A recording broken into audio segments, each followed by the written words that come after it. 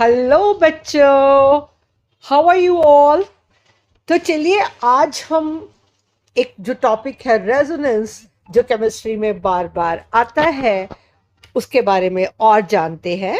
ये जो वीडियो है ये पहली जो रेजोनेंस पर वीडियो है उसकी कंटिन्यूएशन में है। तो यूजुअली जब बच्चे केमिस्ट्री पढ़ते हैं तो उनको ऑर्गेनिक केमिस्ट्री में मैकेनिज्म्स और रेजोनेटिंग स्ट्रक्चर्स बनाने में काफ़ी डिफ़िकल्टी आती है। तो चलिए इस जो प्रॉब्लम को हम इजी बनाते हैं और सीखते हैं कि किस तरह से बिना किसी एरर के हम रेजोनेटिंग स्ट्रक्चर्स बना पाए। तो बेंजीन की तो रेजोनेटिंग स्ट्रक्चर्स आपको पता ही है, दो है। और बेंजीन का रेजोनेंस हाइब्रिड भी आपको पता है। इससे पहले मैं आपको बता दूं कि रेजोनेंस बाय डेफिनेशन क्या होता है। जब भी किसी भी मॉलिक्यूल को हम एक नहीं बल्कि एक से ज़्यादा स्ट्रक्चर से लिख पाएं, ये जो हाइपोथेटिकल स्ट्रक्चर्स होंगी, और जो एक्चुअल मॉलिक्यूल है वो क्या होगा, resonance hybrid of all those structures. The phenomena is called as resonance, and the molecule is said to be resonance hybrid, and the structures are called as resonating structures. तो चलिए इसमें आगे बढ़ते हैं। तो जो मोस्ट कॉमनली मॉलिक्यूल यूज होता है, आपको लॉ क्लासेस में ही शुरू हो जाता है +1 ऑनवर्ड्स, वो है क्लोरोबेंजीन, ब्रोमोबेंजीन, आइडोबेंजीन, यानी कि हेलोबेंजीन इन जनरल। तो उसकी हम स्ट्रक्चर बनाते हैं। अब किसी भी मॉलिक्यूल की जो रेजोनेटिंग स्ट्रक्चर्स हम बनाएंगे ना, उसमें कोई गलती ना हो, उसके लिए आपको कुछ बेसिक चीज़ें पता होनी चाहिए ताकि आप कोई भी गलती ना करें। आपको सबको पता है, आपको HCl, HBr, HI और HF की स्ट्रक्चर पता होगी, और पता है इनको जनरली हम लिख सकते हैं एज HX। और जब भी हैलोजन, हमेशा आपको पता है उसके वैलेंस शेल में 7 इलेक्ट्रॉन्स होते हैं और वो एक बॉन्ड बनाती है। तो जब भी वो एक बॉन्ड बनाएगी ना हैलोजन, तो उसके पास 3 लोन पेयर्स होंगे, राइट। चाहे वो हैलोजन फ्लोरीन हो, चाहे क्लोरीन हो, चाहे ब्रोमीन हो, और चाहे आयोडीन हो। और जब भी ये एक एक्स्ट्रा लोन पेयर डोनेट कर देगी, मतलब 2 लोन पेयर्स होंगे, तो ये डबल बॉन्ड बनाएगी, तब हैलोजन के ऊपर हमेशा पॉजिटिव चार्ज आएगा। तो रेजोनेटिंग स्ट्रक्चर्स पे जब हैलोजन किसी के साथ बॉन्ड बनाएगी और डबल बॉन्ड बनाएगी तो पॉजिटिव चार्ज इसके ऊपर आएगा। फिर आपको याद रखना है, वाटर मॉलिक्यूल सभी को पता है, वाटर मॉलिक्यूल में ऑक्सीजन की 2 वैलेंसी है और उसके ऊपर 2 लोन पेयर्स है। तो वाटर जो ऑक्सीजन है वो 2 बॉन्ड बनाती है, कोवेलेंट बॉन्ड्स, और उसके ऊपर तब 2 लोन पेयर्स होते हैं। तो न्यूट्रल जो ऑक्सीजन है उसके ऊपर 2 लोन पेयर्स और 2 बॉन्ड्स होंगे। और जब ये 3 बॉन्ड बनाएगी तो इसके ऊपर पॉजिटिव चार्ज होगा, और जब ये एक बॉन्ड बनाएगी तो इसके ऊपर नेगेटिव चार्ज होगा। नाइट्रोजन भी ऐसे ही, अमोनिया में आपको सबको पता है नाइट्रोजन 3 बॉन्ड बनाती है और उसके ऊपर न्यूट्रल जब वो होती है तो एक लोन पेयर होता है। तो ये वाटर और HF, HCl और अमोनिया की आपने स्ट्रक्चर हमेशा माइंड में रखनी है, इनके वैलेंसी को याद रखने के लिए और इसके ऊपर लोन पेयर को याद रखने के लिए। तो नाइट्रोजन के ऊपर एक लोन पेयर है तो वो न्यूट्रल है। जब भी ये एक लोन पेयर किसी को डोनेट कर देगी तो उसके ऊपर क्या आएगा, पॉजिटिव चार्ज। लेकिन ये चीजें आपको याद रखनी है। इन चीजों को सोचकर अब हम बनाते हैं क्लोरोबेंजीन की रेजोनेटिंग स्ट्रक्चर्स। देखने में बहुत सिंपल लगती है, आपको लगता है ये तो बहुत आसान है, पर बच्चे तकरीबन लिखते वक्त या तो इलेक्ट्रॉन पेयर्स ढंग से नहीं बना पाते, या बॉन्ड्स ढंग से नहीं बना पाते, या जो पॉजिटिव या नेगेटिव चार्ज है वो प्रॉपर पोजीशन पर नहीं लिख पाते। अक्सर बच्चे इन स्ट्रक्चर्स को लिखने में गलती करते हैं। तो ये जो क्लोरोबेंजीन है इसमें 5 रेजोनेटिंग स्ट्रक्चर्स पॉसिबल है। तो आप क्या करेंगे, पहले 5 बेंजीन रिंग्स आप ड्रॉ कर लेंगे इक्वली स्पेस्ड, अपनी जो कॉपी है या जो भी है आंसर शीट है उसके ऊपर ड्रॉ कर लेंगे, उसके साथ एक हैलोजन बना देंगे। तो सबसे पहले हम ये फर्स्ट मॉलिक्यूल लिखते हैं और क्लोरोबेंजीन लगी, क्योंकि अब क्लोरीन ने क्योंकि क्लोरोबेंजीन के साथ एक बॉन्ड बनाया, तो हमेशा हम जब रेजोनेटिंग स्ट्रक्चर्स लिखेंगे तो आप ये 3 जो लोन पेयर्स है वो आप इसके ऊपर ड्रॉ कर देंगे ताकि आपको कोई भी गलती ना लगे। तो आपको पता है अब रेजोनेंस कहाँ से स्टार्ट होती है। तो दूसरी बेसिक चीज आपको याद रखनी है कि रेजोनेंस जो है वो कहाँ से स्टार्ट होती है। हमेशा रेजोनेंस स्टार्ट होती है कहीं पर भी you have a double bond, single bond, lone pair, मैंने आपको बताया था। Double bond single bond positive charge, double bond single bond lone pair, double bond single bond negative charge. जहां पर भी होगा ये पड़ोसी होते हैं, एक दूसरे के दुख सुख के साथी होते हैं और ये हमेशा अपना दुख सुख क्या करके शेयर करते हैं और स्टेबलाइज्ड फील करते हैं। ठीक है, तो स्टार्ट कैसे होगा, हमेशा आपको याद रखना है इलेक्ट्रॉन्स मूव करते हैं और ये जो एरो हेड है ना, ये हम क्या शो करते हैं, इलेक्ट्रॉन्स की मूवमेंट, याद रहे। तो हम कहां से स्टार्ट करेंगे इसको, इसको हम स्टार्ट करेंगे यहां से। ये जो दो इलेक्ट्रॉन्स है वो यहाँ पर बॉन्ड बनाएंगे। हमेशा ये जो एरो हेड है ना, इसकी जो पूंछ होती है वो इलेक्ट्रॉन्स की तरफ होती है कि कहाँ से मूव किया और कहाँ गया, और जो एरो हेड है वो वहां पर हम पॉइंट आउट करेंगे जहां पर वो मूव किया है। तो ये क्लोरीन जो है इसने यहाँ पर एक इलेक्ट्रॉन पेयर इसके साथ दे दिया। अब क्योंकि क्लोरीन ने इलेक्ट्रॉन्स दे दिए तो इसके ऊपर आ जाएगा पॉजिटिव चार्ज, यहाँ पर आ जाएगा डबल बॉन्ड। अब क्योंकि कार्बन है यहाँ पर कार्बन है ना, तो कार्बन की तो वैलेंसी 4 है, उसकी तो बांट नहीं हो सकती, आपको पता ही है। तो क्या करेगी वो, इमिडिएटली जैसे उसको इलेक्ट्रॉन्स क्लोरीन से मिलते हैं वो अपने इलेक्ट्रॉन्स को अगली कार्बन पर शिफ्ट कर देगी। और क्योंकि ये जो वाली कार्बन है बेंजीन की, इसके ऊपर एक्स्ट्रा इलेक्ट्रॉन्स आ गए तो ये नेगेटिव चार्ज हो गया। बाकी जो बॉन्ड्स है उनकी पोजीशन वैसी की वैसी ही रहेगी। देखिएगा, अब आपको पता है फिर से कहानी शुरू हो गई।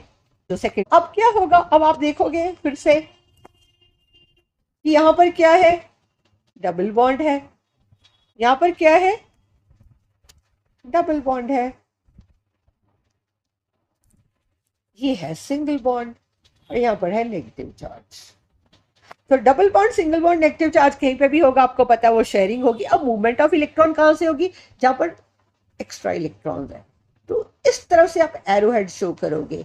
जब जैसे ये बॉन्ड यहां पर बन जाएगा यहां पर, तो अब कार्बन जो है यहाँ पे, अगर हम यहाँ पे ऐसे लिखते हैं तो कार्बन की वैलेंसी तो ज्यादा हो गई ना, तो ये क्या करेगा, इन इलेक्ट्रॉन्स को मूव कर देगा यहाँ पर इस कार्बन पर, राइट। तो ये इलेक्ट्रॉन पेयर यहाँ पर आ जाएगा, राइट।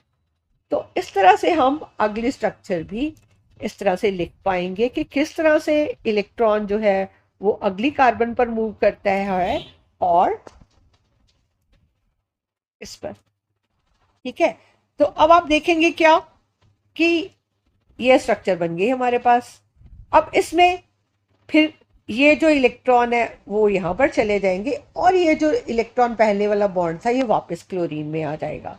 अब ये आ गई ये वाली स्ट्रक्चर, द लास्ट वन, जिसमें अब आप देखोगे क्लोरीन के पास वापस से क्या आ जाएंगे, 3 इलेक्ट्रॉन पेयर्स आ जाएंगे और ये वाली स्ट्रक्चर बन जाएगी। इस वाली स्ट्रक्चर का और पहले वाली स्ट्रक्चर का फर्क यही है कि इसमें सिर्फ position of double bonds shifted है।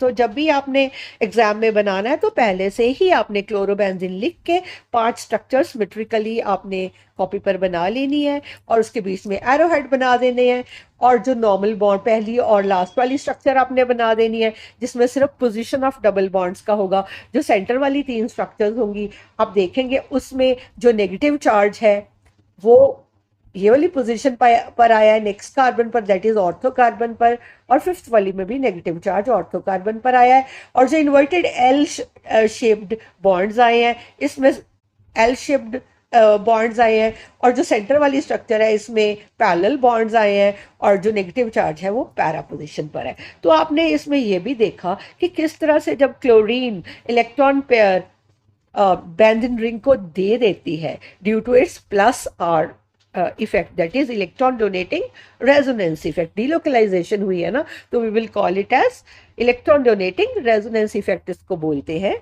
उसकी वजह से क्या हुआ, दोनों ऑर्थो पोजीशन पर नेगेटिव चार्ज आया लेफ्ट और राइट पर, और एक पैरा पोजीशन पर नेगेटिव चार्ज आया।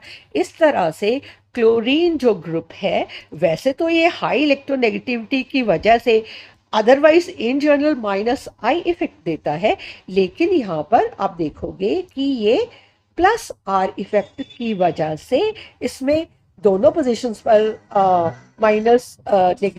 इसमें दोनों पोजीशंस पर ऑर्थो पोजीशंस पर नेगेटिव चार्ज आया है डिफरेंट डिफरेंट स्ट्रक्चर्स में, और पैरा पोजीशन पर आया है, पैरा टू दिस क्लोरीन।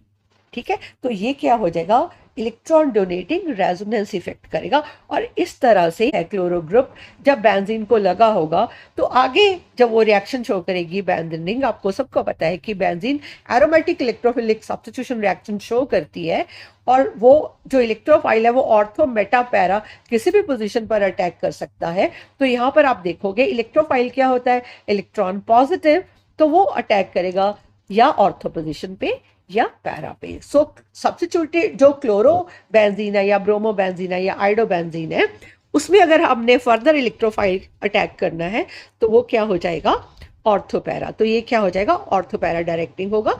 अगर आपने ये अभी नहीं पढ़ा है तो आप इसको स्किप कर सकते हैं और आप सिंपली क्लोरोबेंजीन की रेजोनेटिंग स्ट्रक्चर्स बनाना सीख सकते हैं और देख सकते हैं कि जो सेंटर वाली स्ट्रक्चर्स है उसमें पॉजिटिव और नेगेटिव चार्ज सेपरेशन है और साइड वाली जो स्ट्रक्चर्स है उसमें चार्ज सेपरेशन नहीं है।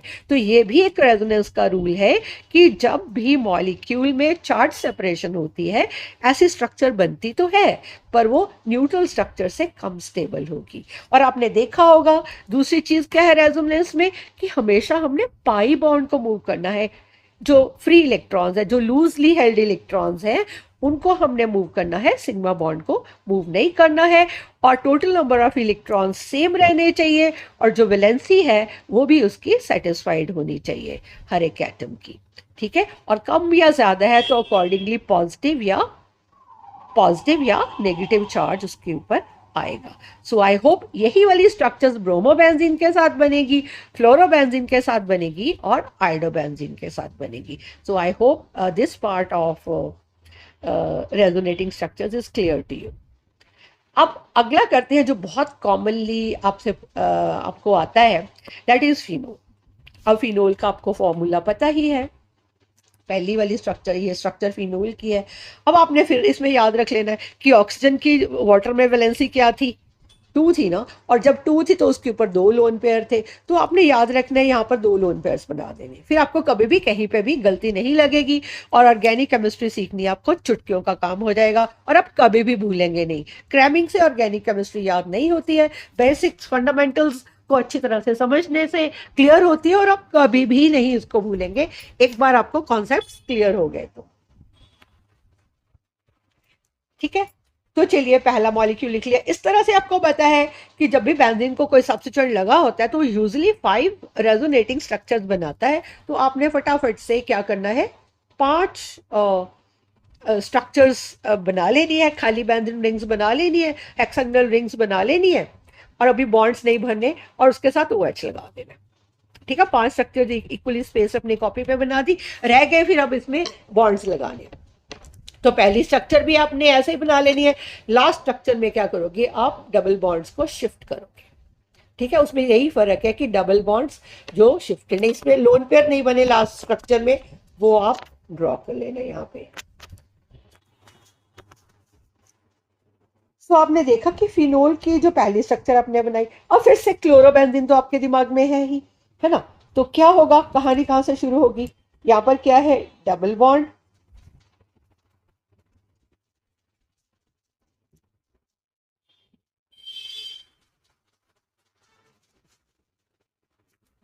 यहाँ पर क्या है, डबल बॉन्ड, सिंगल बॉन्ड और लोन पेयर। तो कहानी वहीं से शुरू हो जाएगी। ये इलेक्ट्रॉन्स यहाँ पर और ये वैसे ही जैसे अपने क्लोरोबेंजीन में बनाया, और यहाँ पर पॉजिटिव चार्ज, यहाँ पर नेगेटिव चार्ज, ठीक है। इसी तरह से जैसे अपने क्लोरोबेंजीन में बनाया, इस तरह आप 5 रेजोनेटिंग स्ट्रक्चर्स बना लोगे। तो देखोगे आप दोनों जो ऑर्थो पोजिशंस हैं, ठीक है, उसके ऊपर नेगेटिव चार्ज आता है। अब आपको पता है ऑर्थो पोजिशंस कौन सी हैं,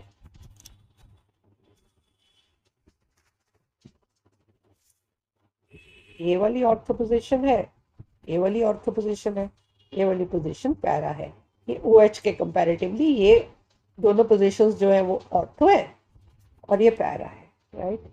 सो इस तरह से जैसे क्लोरोबेंजीन में बनी है, बिल्कुल उससे मिलती जुलती स्ट्रक्चर है, सिर्फ क्लोरो की जगह यहाँ पे OH लगा हुआ है। और आप देखोगे कि फर्स्ट एंड फिफ्थ जो स्ट्रक्चर है उसमें सिर्फ बेंजीन के बॉन्ड्स की पोजीशन फर्क है और सेंटर वाली जो 3 स्ट्रक्चर्स है उसमें चार्ज सेपरेशन है, और ऑक्सीजन के ऊपर पॉजिटिव चार्ज है और एक लोन पेयर है, और ऑक्सीजन और बेंजीन के कार्बन के साथ डबल बॉन्ड है, और जो नेगेटिव चार्ज है दोनों ऑर्थो पोजीशन पे 1 बाय 1 आते हैं और एक पैरा पोजीशन पर।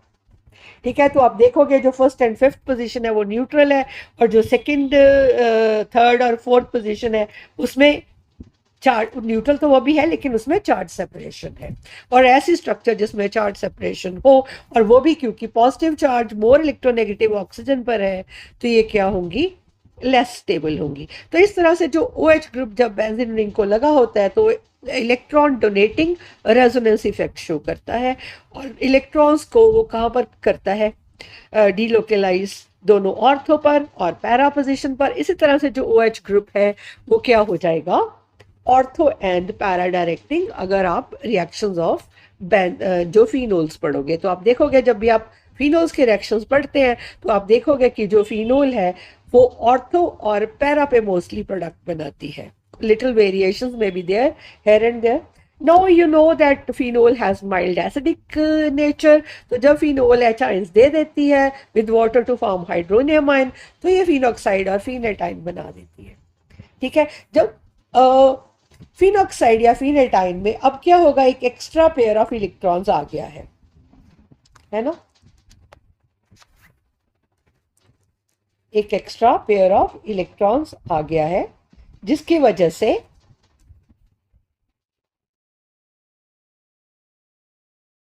ऊपर नेगेटिव चार्ज आ गया है। और इसी तरह से हम, अब क्या होगा, अब ये क्योंकि एक्स्ट्रा नेगेटिव चार्ज है, तो जब ये इलेक्ट्रॉन पेयर यहाँ पे इसको देगा और ये यहाँ पर आएगा, तो ये जो नेगेटिव चार्ज है यहाँ पर शिफ्ट हो जाएगा। ओके, और अब ऑक्सीजन क्योंकि इसके पास एक्स्ट्रा नेगेटिव चार्ज था स्ट्रक्चर में, इसने वो इस कार्बन को दे दिया, तो ये अब क्या हो जाएगी, neutral, and it will form 2 bonds. ठीक है, उस तरह से फिर आगे आप पैरा पोजीशन पर बनाओगे रेजोनेटिंग ये जो नेगेटिव चार्ज है, और ऑक्सीजन इस फिनेटाइन में हमेशा आप देखोगे न्यूट्रल ही रहेगी, सेंटर वाले तीनों जो स्ट्रक्चर्स है, और जो टर्मिनल स्ट्रक्चर्स है एंड वाली 1 एंड 5, उसमें जो नेगेटिव चार्ज है वो ऑक्सीजन पर रहेगा। और आप इन पांचों स्ट्रक्चर्स में जो फिनॉक्साइड की स्ट्रक्चर्स है इसमें, या फिनेटाइन की स्ट्रक्चर्स, आप देखोगे कि नेगेटिव चार्ज पहले ऑक्सीजन पर था और फिर बेंजीन की दोनों ऑर्थो और एक पैरा पोजीशन पर घूम गया, जिसकी वजह से नेगेटिव चार्ज ऑक्सीजन से ट्रांसफर होके बेंजीन रिंग पर चला गया और वो डीलोकेलाइज हो गया। और बच्चों याद रखना, हमेशा कोई भी जो स्ट्रक्चर है जिसमें चार्ज सेपरेशन होती है वो कम स्टेबल होगी, वो फूट डालने के बराबर होता है, और जब भी कहीं फूट डलती है तो उससे स्टेबिलिटी नहीं आती। और जहाँ पर शेयरिंग होती है, चाहे वो दुख की हो चाहे वो सुख की हो, यहाँ पर भी वैसे ही, चाहे वो शेयरिंग ऑफ पॉजिटिव चार्ज हो चाहे वो शेयरिंग ऑफ नेगेटिव चार्ज हो, उससे क्या आएगी, स्टेबिलिटी। सो फिनॉक्साइड आयन में आप देखोगे कि ये जो नेगेटिव चार्ज है पहले ऑक्सीजन पर था, फिर वो शेयर हो गया, डीलोकलाइज हो गया बेंजीन पर, और इस तरह से पांचों की पांचों स्ट्रक्चर जो फिनॉक्साइड आयन की वो स्टेबल हो गई। सो ये फिनेट आयन जो है वो फिनोल से ज्यादा स्टेबल हो गया, बिकॉज इसमें क्या हो जाएगी, डीलोकलाइजेशन ऑफ नेगेटिव चार्ज। इसी कारण जो फिनोल क्या है वो एसिडिक होगी, number 1, because it can easily give H ions to form this फिनेटाइन। ठीक है, उतनी एसिडिक नहीं होगी जितने कार्बोक्सिलिक एसिड्स हैं, but it will be mildly acidic. And दूसरा क्या है, इसमें जब इलेक्ट्रोफाइल अटैक करेगा वो ऑर्थो और पैरा पोजीशन पर अटैक करेगा। सो आपने देखा कि किस तरह से रेजोनेंस जो है प्लस आर इफेक्ट, वो मॉलिक्यूल की रिएक्टिविटी और सिलेक्टिविटी को कंट्रोल करता है। ठीक है, सो OH ग्रुप हमने पढ़ा, और पहले कौन सा पढ़ा, हेलोजेंस, तो ये शो करते हैं इलेक्ट्रॉन डोनेटिंग रेजोनेंस इफेक्ट। इसी तरह से हम एनिलीन, बहुत कॉमनली पूछा जाता है एनिलीन की रेजोनेटिंग स्ट्रक्चर्स बना सकते हैं, और उसमें भी उसी तरह से क्लोरीन की तरह पॉजिटिव चार्ज आएगा। आप खुद ट्राई करके देखिएगा, नाइट्रोजन के ऊपर पॉजिटिव चार्ज आएगा और नेगेटिव चार्ज ऑर्थो और मेटा पोजीशन पर आएगा। ठीक है, इसी वजह से, क्योंकि अब इन सेंटर वाली जो 3 स्ट्रक्चर्स है उसमें नाइट्रोजन के ऊपर पॉजिटिव चार्ज है, जिसकी वजह से वो क्या हो जाएगी, नाइट्रोजन के ऊपर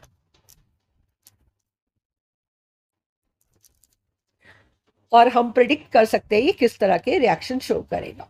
तो ये NH2Cl हमने पहले पढ़ा, और फिनोल ये क्या है, they show plus R effect, electron donating resonance effect. तो अब हम देखते हैं एक और बहुत ही common, that is benzoic acid when COH group is attached to benzene ring. तो सबसे पहले तो हम क्या करेंगे, इसको मॉलिक्यूल को खोल कर लिख लेंगे। ठीक है, तो ऑक्सीजन पर आप दो बॉन्ड बना सकते हो, दो पेयर ऑफ इलेक्ट्रॉन्स बना सकते हो। आपको पता है जब भी ऑक्सीजन दो बॉन्ड बनाती है कार्बोक्सिलिक ग्रुप पर, तो उसके ऊपर क्या होते हैं, दो पेयर यहां पर बनाना रह गए, आप ड्रॉ कर सकते हो।